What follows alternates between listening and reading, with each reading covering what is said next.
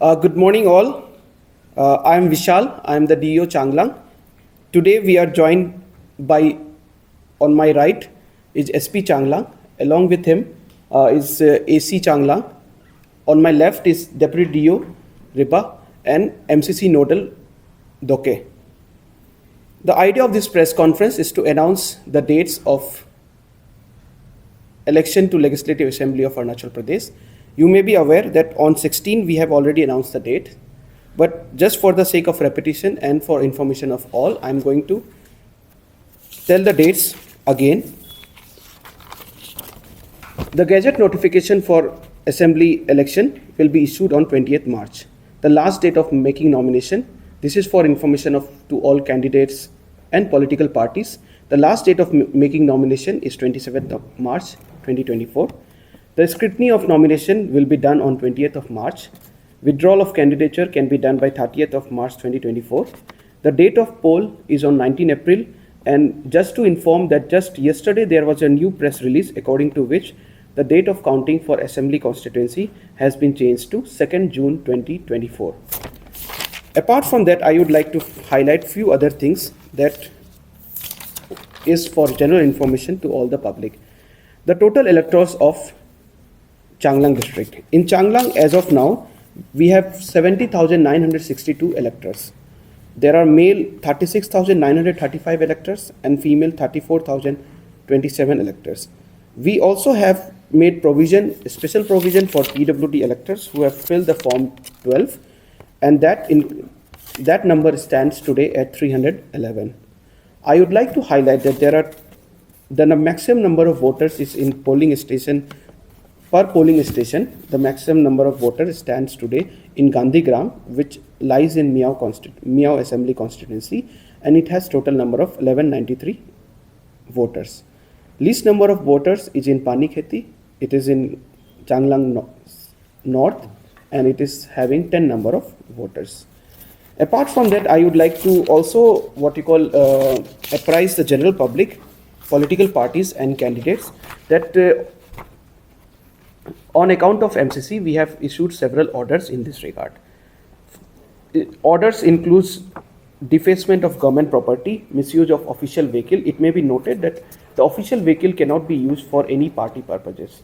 The photograph of political functionary from all the website that is related to government has been removed as for the 24 hours compliance that was in accordance to the MCC guidelines issued by Commission as well as CEO Arunachal Pradesh.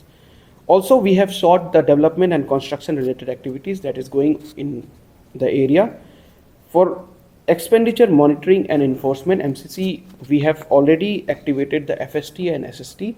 You may be aware, in just yesterday itself in Kharsang, we have caught around 3,62,000 cash. This shows that our MCC, MCC is being enforced very well. FST and SST are very active and they are very motivated to ensure that free and fair election is being conducted. I would like to further inform to all concerned that we have also made a media certification and monitoring committee. This committee is for pre-certification of various types of ads or anything that requires certification prior to being broadcasted by the political parties. I would like to further highlight that 24/7 call center has been established. 1950 is the call center room, so you may call, and for any queries related to election, the electors of Changlang, the candidates, for any information or the parties, they may call and find out from that call center. Apart from that, I would like to highlight that the MCC has been enforced. For the first 24 hours, we were supposed to remove all the poster pamphlet that is related to political parties in the government offices and buildings premise, which has been completed and the compliance has been sent to the CEO. For the next 48 hours, we are supposed to ensure all the public places is free from all such poster pamphlets and which is related to public areas. In fact, just after this press conference, my team, including SP and Deputy DO, MCC Nodal, we will be visiting the public places such as bus stand and parks, so just to ensure that this criteria is also fulfilled by us for this town of Changlang. For the next 72 hours, I would like to inform to all concerned that we have to ensure that in the private properties, without the permission of the owner of the private property, nobody is installing any of the flags, poster or pamphlet. So this is information to all concerned political parties as well, so that they take timely steps so as to remove such unauthorized remove such unauthorized posters, flags, etc. from the campus. Apart from that, it is my duty to highlight the various IPC provision, the penal code provision, as well as the provision of RPA, which are considered as electoral offense.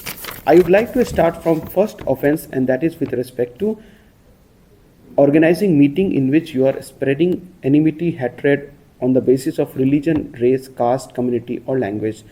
It may be noted that it is an electoral offense. So I would request all the candidates, all the parties to follow these guidelines and not engage themselves into acts which will be considered as an electoral offense. The next electoral offense I would like to highlight to the general public as well as the parties is bribery or inducement of vote.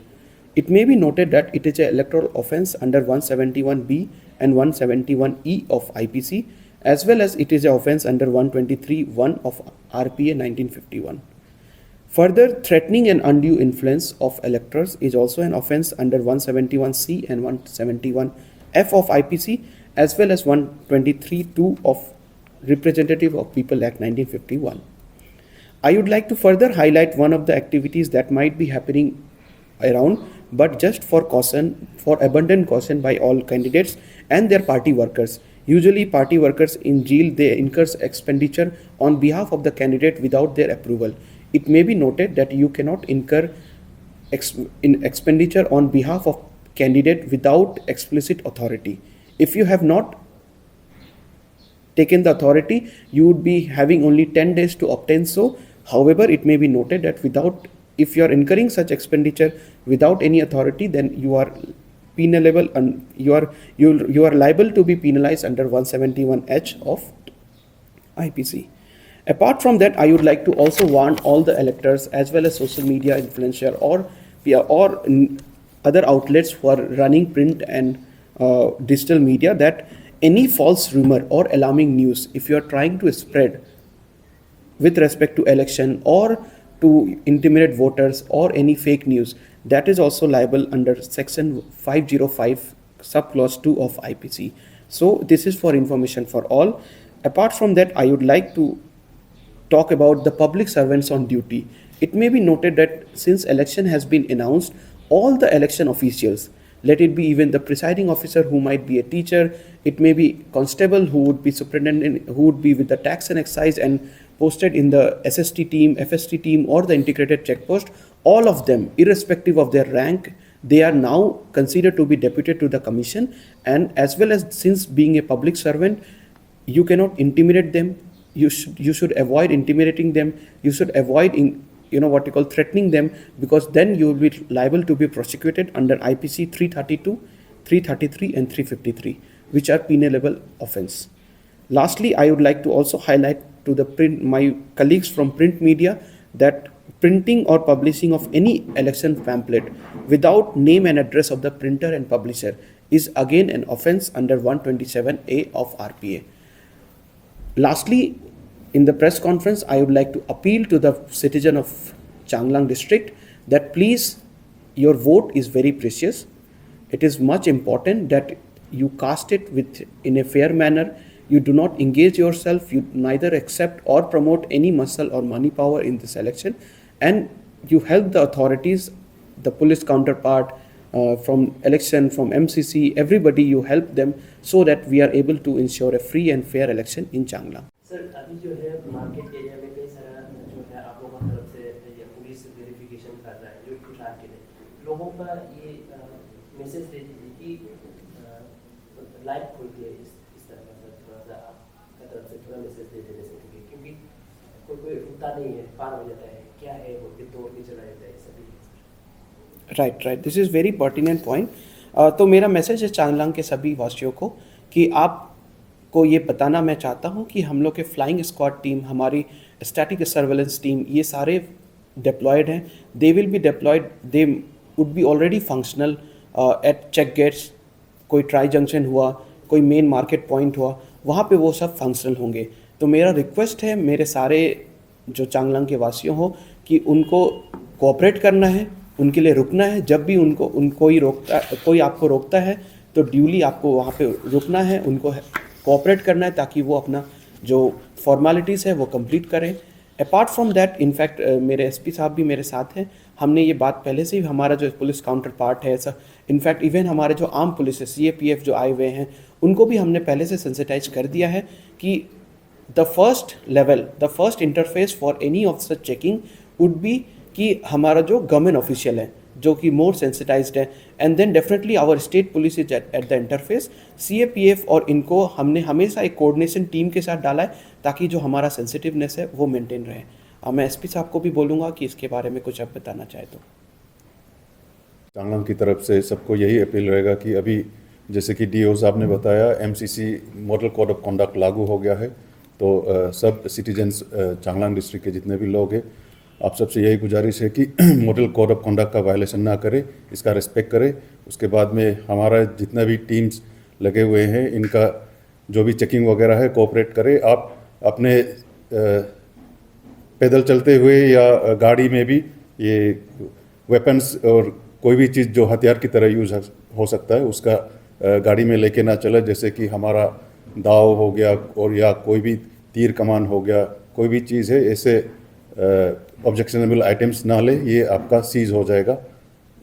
और जितना भी checkings है और model of conduct का violation ना करें.